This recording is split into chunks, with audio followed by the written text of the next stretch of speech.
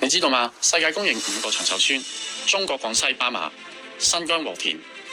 亞美尼亞高加索地區、巴基斯坦岡薩、厄瓜多爾比卡班卡，佢哋都有個共同特性，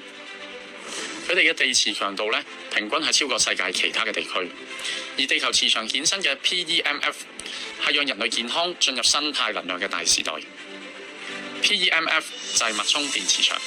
地球嘅表面呢，具有一個龐大嘅脈衝能量，形成一道天然嘅保護屏障，為地球嘅生物阻擋宇宙嘅射線、太陽風等等嘅侵襲。脈衝電磁場對生命嘅健康尤其重要，例如陽光、空氣、水同埋營養。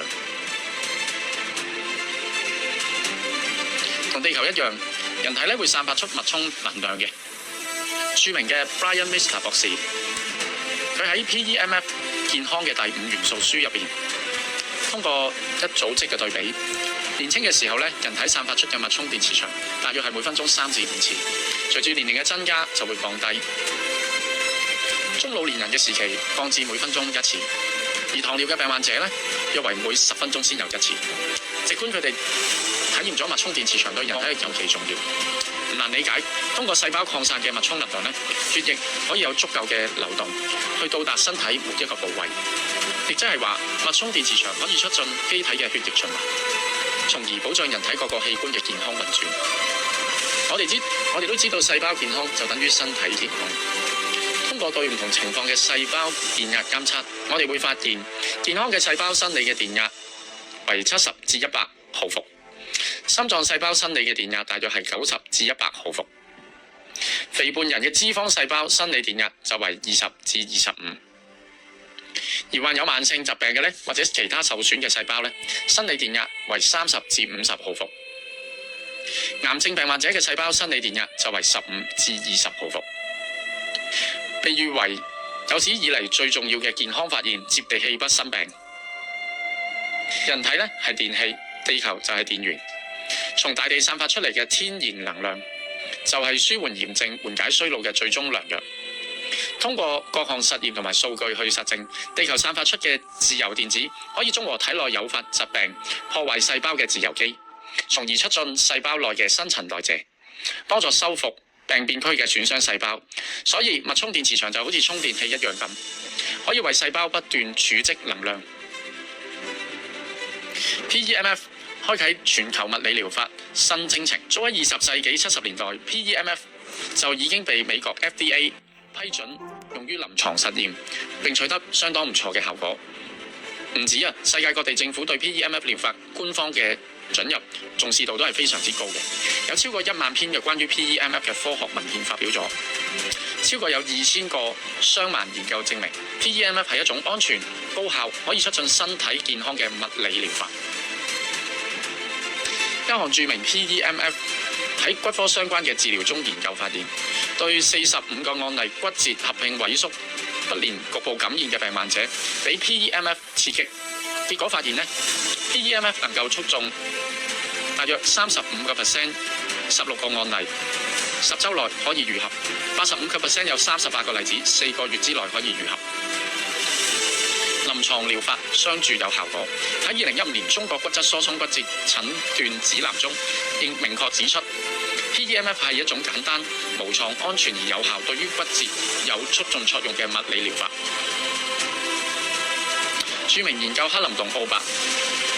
做過一項 PEMF 干預睡眠嘅雙盲實驗，60名患有各種睡眠問題嘅人群